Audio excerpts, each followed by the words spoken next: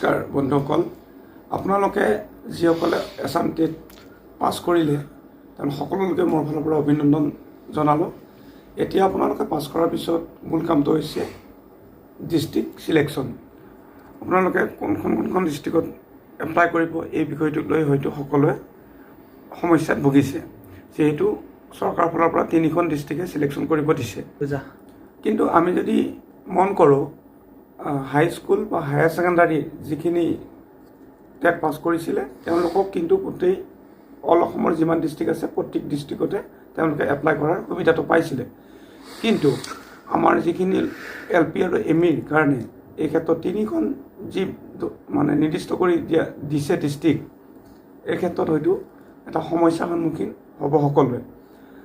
আপোনালোকে যেনিবা যিকেইখন ডিষ্ট্ৰিক্টত এপ্লাই কৰে সেইখন ডিষ্ট্ৰিক্টত যদি কাট অফ মাৰ্ক হাই হৈ যায় তেতিয়াহ'লে আপোনালোকে সেইখন ডিষ্ট্ৰিক্টত চাকৰিটো হেৰুৱাব বা নাপাব।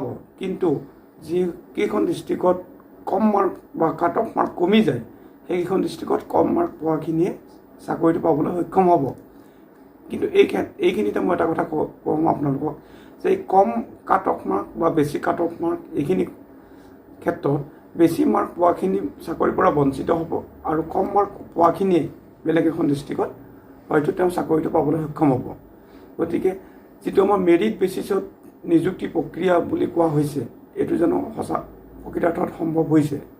যিহেতু আপোনাতকৈ কম মাৰ্ক পোৱাখিনিয়ে বেলেগ এখন ডিষ্ট্ৰিক্টত চাকৰিটো পাব, আপুনি তেওঁতকৈ বেছি মাৰ্ক পোৱাৰ পিছতো আপুনি ডিষ্ট্ৰিক্ট চিলেকশ্যনৰ ক্ষেত্ৰত অসুবিধা পাই আপুনি চাকৰি পোৱাৰ পৰা বঞ্চিত হৈ থাকিলে।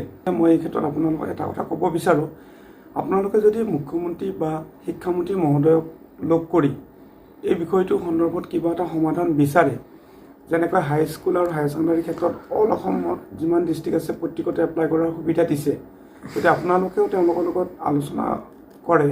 যদি এই বিষয়ত আপোনালোককো যদি প্ৰত্যেকখন ডিষ্ট্ৰিক্টতে এপ্লাই কৰাৰ সুবিধা কৰি দিয়ে তেতিয়াহ'লে হয়তো আপোনালোকে নিশ্চয় সুফল পাব বুলি মই ভাবোঁ।